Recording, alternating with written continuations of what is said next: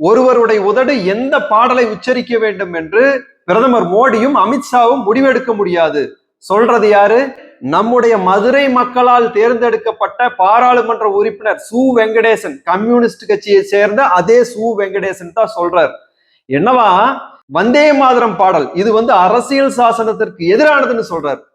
எப்படி பாருங்க, இந்த தேசத்துல அடிமை விலங்கை தகர்த்து எறிந்து அரசியல் சாசனம் உருவாகுவதற்கு காரணமா இருந்த இந்த வந்தே மாதரம் பாடலை அரசியல் சாசனத்துக்கு எதிரானதுன்னு சொல்றாரு. வந்தே மாதரம் எப்பேற்பட்ட மந்திர சொல்லது. இந்த தேசத்தினுடைய அடிமை விலங்கை தகர்த்தெறிய பயன்படுத்தப்பட்ட இந்த வந்தே மாதரம் இந்த பாடலை அரசியல் சாசனத்துக்கு விரோதமானதுன்னு சொல்றார். இந்த சு வெங்கடேசன் மாதிரியான ஆட்களுக்கெல்லாம் வரலாறு தெரியுமா? புவியியல் தெரியுமா? பூகோளம் தெரியுமா? உங்களுக்கெல்லாம் என்ன தெரியும்? சீனாக்காரை எப்படி சாவி கொடுக்குறானா அதுக்கு தகுந்த மாதிரி ஆட தெரியும், அதுதானே தெரியும்.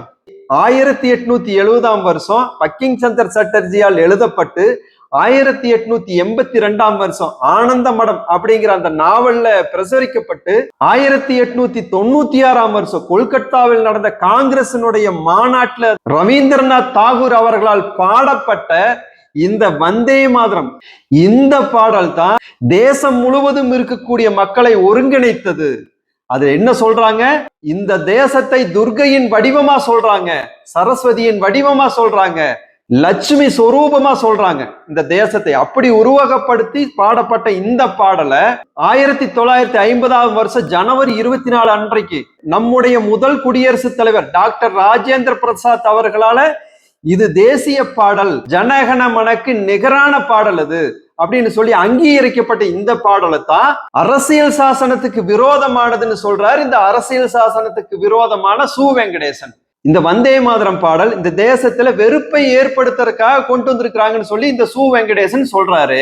அப்ப 1950 வருஷம் கொண்டுட்டு வந்தாங்கல்ல, அப்போ வெறுப்பை ஏற்படுத்துறதுக்காகத்தான் கொண்டுட்டு வந்தாங்களா? என்ன ஒரு அபத்தம்! இந்த வந்தே மாதரம் பாடல் இந்திய அரசியல் சாசனம் கொடுத்துள்ள மத சுதந்திரத்திற்கே எதிரானதுன்னு சொல்லி சொல்றாப்ல. மத சுதந்திரத்துக்கு இங்க என்னையா இழுக்கு வந்துடுச்சு? இந்த தேசத்தில் இருக்கிற எல்லாரும் மதம் மாறிடணும்னு சொல்லி இருக்குது. அதுல கழுதிக்கு தெரியுமா கற்பூர வாசனை? கம்யூனிஸ்டுகளுக்கு தெரியுமா தேச வாசனை, தேச பக்தி அப்படின்னு என்னன்னு இவங்களுக்கு தெரியுமா? தெரிஞ்சிருந்தா ஏன் வந்தே மாதத்தை நீ எதிர்க்கிற?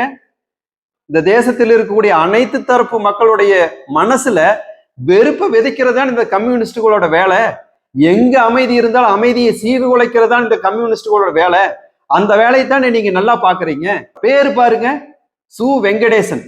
எவ்வளவு அழகா ஒரு இந்து பேரை வச்சுக்கிட்டு சொல்றாரு 3 கடவுள்களை அது உருவகப்படுத்துது அப்படின்னு. அப்ப என்ன பண்றீங்க? கடவுள் பெயரை வச்சுக்கிட்டு கடவுளுக்கு எதிராக நீ செயல்படுற அப்படித்தானே சொல்லலாம். அதான அர்த்தம். உனக்கு இங்க இருக்கக்கூடிய சட்டதிட்டங்கள், அரசியல் சாசனம், இதன் மேல் உனக்கு பிடிப்பு இல்லையா? உனக்கு சாவி கொடுக்கிறான் இல்ல சீனாக்காரன், அவனுடைய தேசத்திற்கு இடம்பெயர்ந்துடலாமல்ல? அப்படிதான் மக்கள் பேசிக்கிறாங்க.